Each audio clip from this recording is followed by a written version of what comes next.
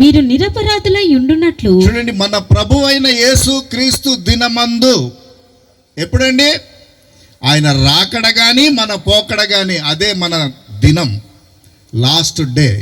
అప్పుడు మనము నిరపరాధులుగా ఉండుటకు అంతము వరకు ఆయన మిమ్మును స్థిరపరచును. అంతము వరకు ఆయన స్థిరపరచును. హల్లెలూయా. Our God never leave in between. మధ్యలో విడిచేవాడు కాదు. నా అంత దినము వరకు లేదా ఆయన రాకడ వరకు నేను నిందారహితుడిగా ఉండుట కొరకు ఆయన నన్ను చేయ విడవలేదు. హల్లెలూయా, హల్లెలూయా. అవును సహోదరి సహోదరుడా, కృంగిపోతున్నావేమో, దుఃఖంతో సేవ చేస్తున్నావేమో, నీ విశ్వాసులు నిన్ను అన్యాయం చేస్తున్నారేమో, నీ పక్కవారు నిన్ను దూషిస్తున్నారేమో, కానీ దేవుడిని మన చెయ్య విడవలేదు. హల్లెలూయా, ఆమేన్. నెక్స్ట్ పాట చూడండి. మన ప్రభు అయిన యేసుక్రీస్తు అను తన కుమారుని సహవాసమునకు. చూడండి, మన ప్రభు అయిన యేసుక్రీస్తు ఆయన తన కుమారుడైన కుమారుని సహవాసముకు మిమ్మును పిలిచిన దేవుడు నమ్మదగినవాడు. హల్లెలూయా, హల్లెలూయా. నిన్ను ఎవరు పిలిచారు? ఎందుకు పిలిచారు? ఎక్కడికి పిలిచారు? నిన్ను పిలిచిన వాడు నా యేసయ్య. నిన్ను పిలిచినది ఆయన సహవాసానికి. ఆయన పిలిచిన సహవాసానికి నిన్ను ఆయన విడిచిపెట్టేవాడు కాదు. అవునా కాదండి? పిలిచిన వాడు నమ్మదగిన వాడు.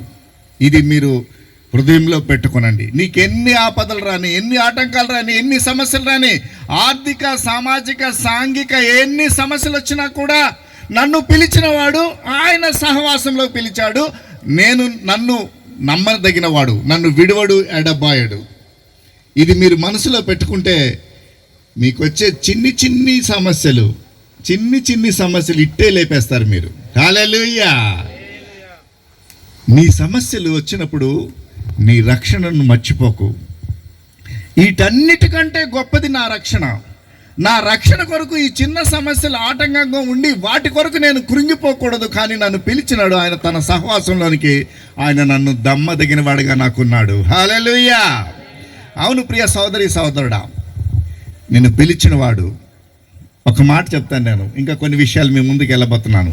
మత్తయి సువార్త 11:28 వచనంలో మన అందరికీ తెలిసిన మాటే, ప్రయాసపడి భారం మోసుకొని వారులారా నా యొద్దకు రండి, నేను మీకు విశ్రాంతినిచ్చేదను. హల్లెలూయా, హల్లెలూయా.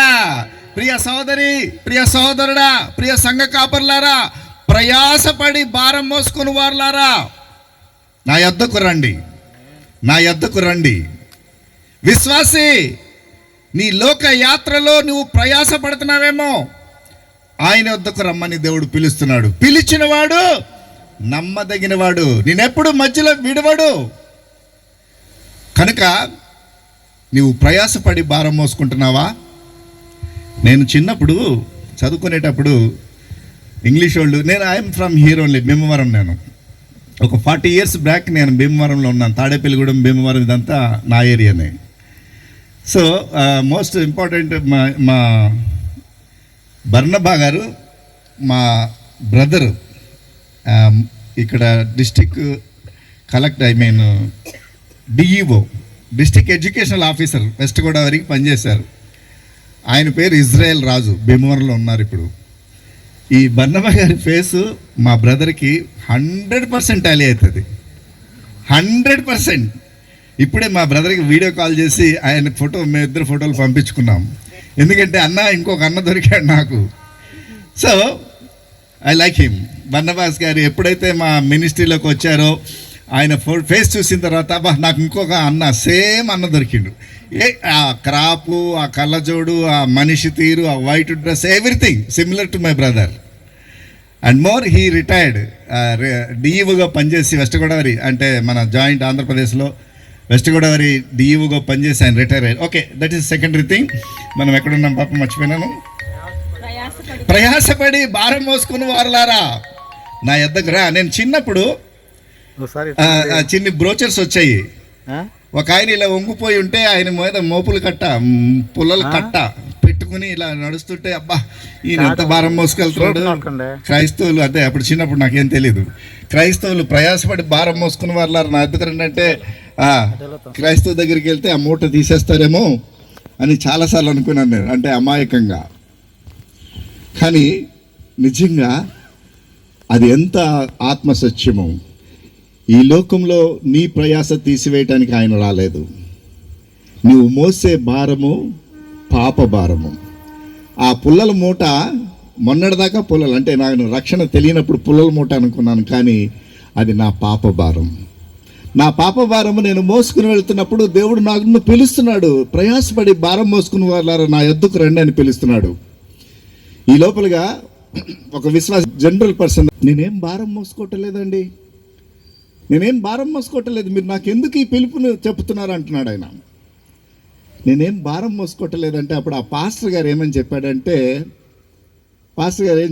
జాగ్రత్తగా వినండి, నీవు భారం మోయటలేదని నువ్వు అనుకుంటున్నావు, నీకు ఆ భారం ఎంత ఉందో నీకు తెలియటం లేదు. సరే, నీకు భారం తెలిసేలా చెప్పాలంటే ఒక 100 కిలోల బస్తా ఒక చచ్చిపోయిన వ్యక్తి మీద పెడితే వాడికి 100 కిలోల బరువు తెలుస్తుందా అన్నాడు. అర్థమైందండి? 100 కిలోల బస్తా చచ్చిపోయిన వాడి మీద పెడితే నీకు భారం తెలుస్తుందా? తెలియదు. అప్పుడు ఆయన వెంటనే అన్నాడు, అదే నీ భారం. నీవు క్రీస్తులో చచ్చిపోయిన వాడివైతే నీ మీద ఎన్ని పాప శాప భారాలున్నా అవి భారంగా నీకు అనిపించవు. కానీ ఎప్పుడైతే క్రీస్తులోకి వచ్చావో అప్పుడు నీ పాప శాప భారాలు బరువెక్కిపోయి అబ్బా మోయలేకపోతున్నాను నేను అని కృంగిపోతావు. అవును సహోదరి సహోదరుడా, నా పాప భారము నా శాప భారము నేను భరించరానిదిగా ఉన్నప్పుడు నా ప్రభువు నాకు పిలుపునిస్తున్నాడు, ప్రయాసపడి భారం మోసుకుని వారులారా నా యొద్దకు రండి, నేను మీకు విశ్రాంతినిస్తాను. హల్లెలూయా! ఎవరిస్తారండి ఈ విశ్రాంతి? ఎవరిస్తారు? నా యేసయ్య తప్ప ఈ లోకంలో ఎవరికి అధికారం ఉంది? నీ పుల్లల మోపు తీసేయడానికి యేసయ్య రాలేదు, నీ యొక్క వ్యాధి బాధలు తీసివేయటానికి ఆయన రాలేదు, నీ ఆర్థిక సమస్యలు తీసివేయటానికి ఆయన రాలేదు. కానీ నీకు తెలియనటువంటి ఘోర పాపము నీలో ఉన్నది, పాప భారము, దాన్ని తీసివేయటానికి ఆయన పిలుపునిస్తున్నాడు, రండి నా యొద్దకు. ఈ లోకంలో నా క్రీస్తుని ఎరగని బిడ్డలకు వారు ఏ భారం అనిపించటం లేదు. వాళ్ళు పిచ్చిగా ప్రయాణాలు చేస్తున్నారు. Where they are going they don't know. వారు ఎక్కడికి పోతున్నారో వారికి తెలియదు, కానీ తెలియజేసే బాధ్యత నీకు ఇచ్చాడు, నాకు ఇచ్చాడు. హల్లెలూయా! ఎంతమంది ప్రయాసపడి భారం మోసుకుంటున్నారు. సహోదరి సహోదరుడా, నేను రక్షించబడ్డాను కదా, నేను చాలు అని కూర్చున్నావా? నువ్వు రక్షించబడలేదు. రక్షించబడ్డావా? లేచి గంతులై. ఎక్కడ? దేవునిలో. నీ ప్రాణం పోయినా పర్లేదు, కానీ నశించిపోతున్న ఆత్మల రక్షణ కొరకు నువ్వు ప్రయాసపడకపోతే నువ్వు రక్షించబడిన వాడు కాదు.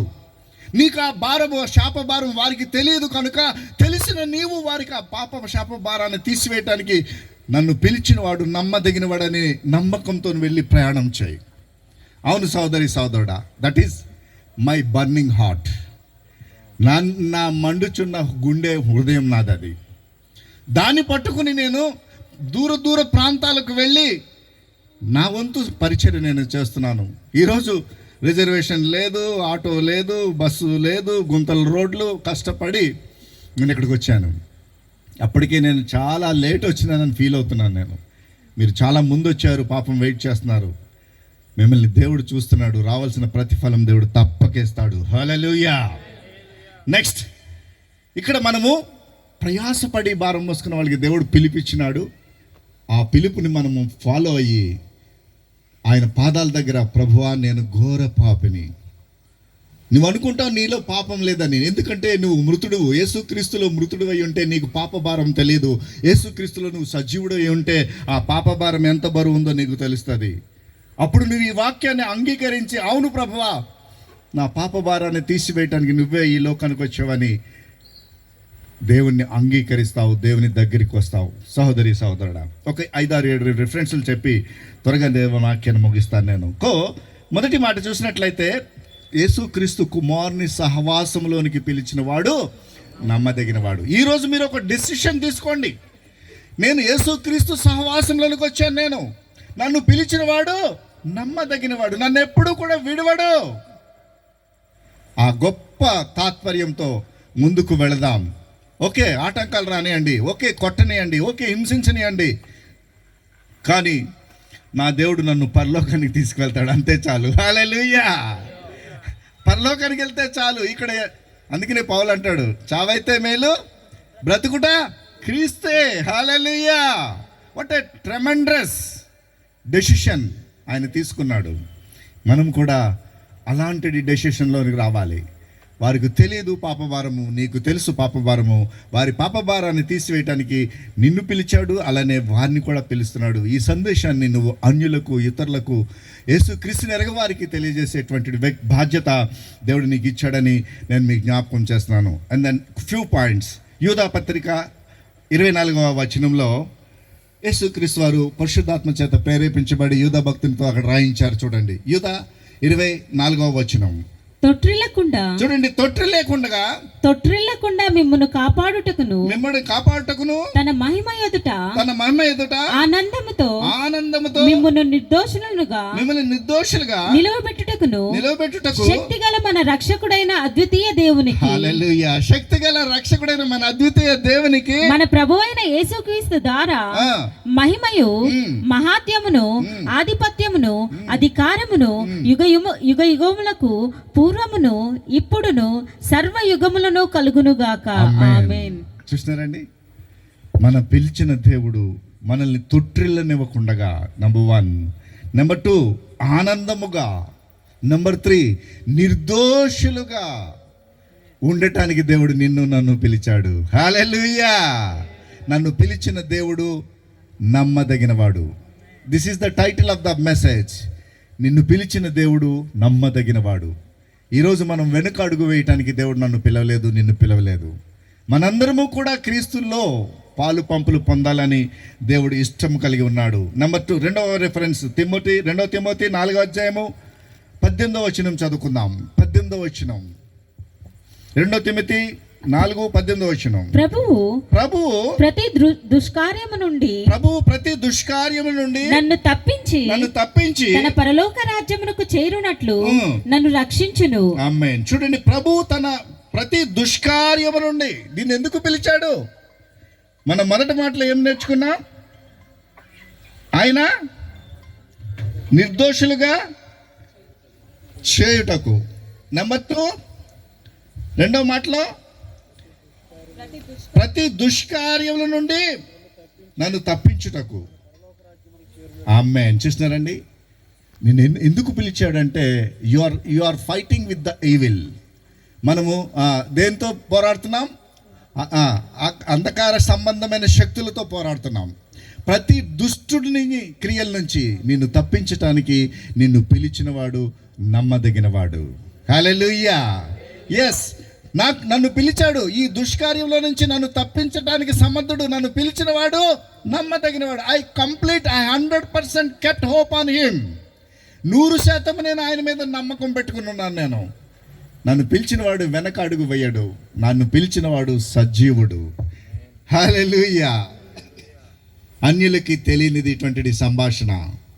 అన్యులు చేసే ఆరాధనలు వారు కన్నులు తెరుచుకోవాలని ప్రతి దినము ప్రార్థన చేస్తున్నాను నేను. నెంబర్ 2. నెంబర్ 3కి వెళ్దాం. కీర్తనలు 121 వచనంలో ఆయన అంటున్నాడు, ఏ అపాయము రాకుండా నిన్ను కాపాడును, అలానే నీ రాకపోకల్లో దేవుడు నిన్ను కాపాడును. హల్లెలూయా. నన్ను పిలిచాడు, నా ప్రయాణాలు ఆయన చిత్తంలో సిద్ధపరుస్తున్నాడు. నా రాకపోకల్లో ఆయన నన్ను కాపాడుతాడు. నా ఏ అపాయము రాకుండా నన్ను నడిపిస్తాడు అని నేను నమ్ముతున్నాను. అవును సహోదరి సహోదరుడా, నీ విశ్వాస యాత్రలో అలానే సంఘ కాపర్ల పరిచర్యలో దేవుడు మనల్ని కాపాడుతూ ఉన్నాడు, నడిపిస్తున్నాడని మూడో మాట చెప్తున్నాను. 4వ మాట 1 కొరింథీ పత్రిక, త్వరగా వెళ్ళాలి, నేను టైం అవుతుంది. 1 కొరింథీ పత్రిక 10వ అధ్యాయము 13వ వచనం చదువుకుందాం. సాధారణముగా మనుషులకు కలుగు శోధన తప్ప మరి ఏది మీకు సంభవింపలేదు. దేవుడు నమ్మదగిన వాడు, మీరు సహింపగలిగినంత కంటే ఎక్కువగా ఆయన మిమ్మల్ని శోధింపబడనియ్యడు. ఆమేన్. చూసారండి, 4వ మాటలో చూసినట్లయితే దేవుడు శోధనలో పడకుండగా నన్ను తప్పిస్తున్నాడు. దేవుడు శోధనలు కలిగినా కూడా శోధనలో నుంచి సహజమైన అవంతా మినిమం శోధనలు, అవి మినిమం, వాటి నుంచి తప్పించటానికి నా దేవుడు నమ్మదగిన వాడిగా నాతో ఉన్నాడు. హల్లెలూయా. ఈరోజు మీరు కూడా మీ యాత్రలో, మీ ప్రయాణంలో మీరు శోధనలో పడకుండగా, పడిన చిక్కులు చిన్న చిన్నవైన అవి అంటున్నాడు సహింపలేనివి ఆయన అలౌ చేయటం లేదు, సహించదగినవి మాత్రమే ఆయన అలౌ చేస్తున్నాడు. ఎందుకంటే నా దేవుడు నాతో ఉన్నాడని నేను నమ్ముతున్నాను. ఆయన ఈ యొక్క అభయహస్తం దేవుడు నాకు ఇచ్చి ఉన్నాడు. నెక్స్ట్ 5వ రెఫరెన్స్ 1 దశలోని పత్రిక 5వ అధ్యాయము 24వ వచనం చదువుకుందాం. 5:24 వచనం 1 దశలోని పత్రిక. మిమ్మును పిలుచువాడు, చూడండి, మనల్ని పిలిచిన వాడు నమ్మకమైన వాడు గనుక, నమ్మదగిన వాడు గనుక అలాగు చేయును. చూడండి, ఇంకా సహోదరులారా, మా కొరకు ప్రార్థన చేయుడి, పవిత్రమైన ముద్దు పెట్టుకొని సహోదరులకందరికీ వందనములు చేయుడి. సహోదరులందరికీ ఈ పత్రిక చదివి వినిపింపవలనని ప్రభువు పేర మీకు ఆనబెట్టుచున్నాను. పైన ఆత్మ, శరీరము, జీవము నిందారహితముగా సమాధానకర్తయకు దేవుడే మిమ్మును సంపూర్ణముగా పరిశుద్ధపరచును గాక. మీ ఆత్మయు, చూడండి, మీ ఆత్మయు, జీవమును, మీ జీవమును, శరీరమును మన ప్రభువైన యేసుక్రీస్తు రాకడ యందు నిందారహితముగా ఉంచుట కొరకు ఆయన నమ్మదగిన వాడుగా నాతో ఉన్నాడు. హల్లెలూయా. The Lord is always protecting me. దేవుడు నన్ను నిత్యము కాపాడుతున్నాడు. ఎందుకంటే నన్ను పిలిచినవాడు నమ్మదగినవాడు. ఆయన పిలిచింది ఏదో చిన్న చిన్న పనులు చేయటానికి పిలవలేదండి, పరలోకానికి తీసుకువెళ్ళే ఆత్మలను సిద్ధపరచమని నన్ను పిలిచాడు. ప్రయాసపడి భారం మోసుకున్న వాళ్ళ యొక్క భారాన్ని తెలియజేసి ఆ భారాన్ని యేసుక్రీస్తులో విడుదల పొందుకోవటానికి పిలిచాడు. కనుక ఈరోజు మనము నన్ను పిలిచినవాడు నన్ను నమ్మదగినవాడు, నన్ను విడువడు, ఎడబాయడు. ఈ యొక్క ప్రత్యేకమైనటువంటి ఈ యొక్క అంశము అటు పాస్టర్లు, ఇటు ఆత్మీయులు, రక్షించబడిన వారు జ్ఞాపకం పెట్టుకోవాలని నేను మీకు తెలియజేస్తున్నాను. 6వ మాట చెప్తున్నాను. 1 పేతురు పత్రిక 5వ అధ్యాయము 10వ వచనం చదువుకుందాం. 5:10 వచనం. 1 పేతురు 5:10 వచనం. క్రీస్తునందు మిమ్మల్ని పిలిచిన వాడు, క్రీస్తునందు మిమ్మల్ని పిలిచిన సర్వకృపానిధియగు దేవుడు కొంచెము కాలము, చూడండి, కొంచెము కాలము మీరు శ్రమపడిన పిమ్మట తానే మిమ్మల్ని పూర్ణులుగా చేసి, తానే మనలను పూర్ణులుగా చేసి స్థిరపరిచి బలపరచును. హల్లెలూయా. క్రీస్తు నన్ను పిలిచాడు. ప్రస్తుత కాలంలో కొన్ని శ్రమలు, ఇందాకే చెప్పాను నేను, ఈ లోకంలోకి వచ్చే మనకి చిన్ని శ్రమలను మనము లెక్క చేయవద్దు. ఈ చిన్ని శ్రమలతో అమూల్యమైన రక్షణను విడవవద్దు. ఎందుకంటే నన్ను పిలిచిన వాడు ఈ చిన్ని శ్రమలు దాటించే సూత్రం కూడా నాకు చెప్తాడని నేను నమ్ముచున్నాను. హల్లెలూయా. సాధారణంగా మనుషులు కలిగే శోధనల కన్నా మీకు ఎక్కువ శోధనలు రావు. అయినా శోధనలో తప్పించేటువంటి మార్గాన్ని కూడా ఆయన నీకు తెలియజేసేవాడుగా నా యేసయ్య ఉన్నాడని నేను మీకు తెలియజేస్తున్నాను. అవును ప్రియులారా, ఆయన నన్ను పిలిచిన వాడు చిన్ని శ్రమలు కలిగజేసినప్పుడు విసుకోవద్దు, వెనుతిరగవద్దు, కృంగిపోవద్దు. ఈ లోకంలో మీకు తెలీదు, అంటే నా అంతరాత్మ భారతదేశంలో ఎంత అరాచకాలు జరుగుతున్నాయి, ఎంత వ్యతిరేకతలు జరుగుతున్నాయి. నేను చాలా కృంగిపోతున్నాను. కానీ దేవునిలో మళ్ళా బలపడుతున్నాను. దేవా, మమ్మల్ని పిలిచావు, మేము ఎందుకు కృంగిపోవాలి, నువ్వు నాతో ఉన్నావని మళ్ళా నాలో నేనే జవాబు చెప్పుకుంటున్నాను. సహోదరి సహోదరుడా, నిజమే. నేను ఈ మాట నేను మీకు వాగ్దానం చేస్తున్నాను. యేసుక్రీస్తు పిలిచిన మీరు, ఆ పాప పరిహారం పొందుకున్న మీరు, ఈ లోక యాత్రలో మరణం వచ్చినా మరణించండి, కానీ రక్షణను మాత్రం విడవద్దు. హల్లెలూయా. మీరు రక్షణ విడిచారా అంటే సైతానికి లొంగిపోయినట్టే. మరణం వచ్చినా, నిన్ను ఎదిరించిన ఎవరొచ్చినా, ఏం చేసినా కూడా, అందుకనే యేసుక్రీస్తు ఆదిమ శిష్యులు హతసాక్షులుగా మరణించారు. వాళ్ళు ఏ నిర్ణయం తీసుకున్నారు? చంపుకుంటే చంపుకో, నా దేవుడు శరీరాన్ని ఆత్మని కూడా కాల్చివేయగలుగుతాడు. కనుక శరీరాన్ని కాల్చే వాళ్ళకి భయపడతావా, లేకపోతే ఆత్మని కాల్చేవాడికి భయపడతావా? ఆత్మని కాల్చేవాడికి భయపడదాం మనం. శరీరము ఆఫ్టర్ ఆల్ 100 సంవత్సరాల్లో క్లోజ్, కానీ ఆత్మ నిత్యం జీవంలో ఉండాలి. అందుకొరకే దేవుడు నిన్ను నన్ను పిలిచాడు. ఏదో 4 రోజులు తిని ఉండి ఏదో చేసిపోవటానికి నిన్ను పిలవలేదు, పిలవబడవు, పిలవవద్దు కూడా. నన్ను పిలిచింది నన్ను పరలోకాన్ని చేర్చడానికి, నిన్ను పిలిచింది పరలోకానికి చేర్చడానికి. కనుక నా యేసయ్యకు అంటుకుని ప్రయాణం చేద్దాం. ఎన్ని శ్రమలు వచ్చినా నన్ను బలపరిచేవాడు నాతో ఉన్నాడు. 7వ రిఫరెన్స్ హెబ్రీయులకు రాసిన పత్రిక 10వ అధ్యాయము 23వ వచనం చదువుకుందాం. 7వ రిఫరెన్స్ హెబ్రీయులకు రాసిన పత్రిక 10:23వ వచనం. వాగ్దానం చేసిన వాడు నమ్మదగిన వాడు గనుక మన నిరీక్షణ విషయమై మనం ఒప్పుకొనున్నది నిశ్చలముగా పట్టుకొందుము. ఆమేన్. చూస్తున్నారండి, నమ్మదగిన వాడు కనుక మనం దేన్ని పట్టుకున్నామో అది నిశ్చలముగా అంటే స్థిరముగా దాన్ని కొనసాగించుదాం. మధ్యలో విడిచిపెట్టి వెళ్ళిపోయే పని చేయవద్దు.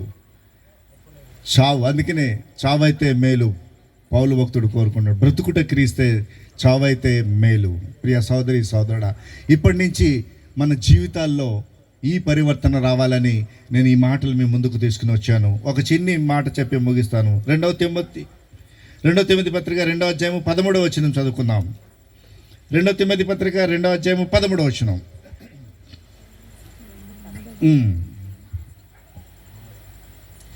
2వ తిమోతి పత్రిక 2వ అధ్యాయము 13వ వచనం. మహాదేవుడును మన రక్షకుడునైన యేసుక్రీస్తు మహిమ యొక్క ప్రత్యక్షత కొరకు ఎదురు చూచుచు ఈ లోకములో స్వస్థ బుద్ధితోను నీతితోను భక్తితోను బ్రతుకుచున్నవారని. ఒక్క నిమిషం. 2వ తిమోతి 2:13వ వచనం.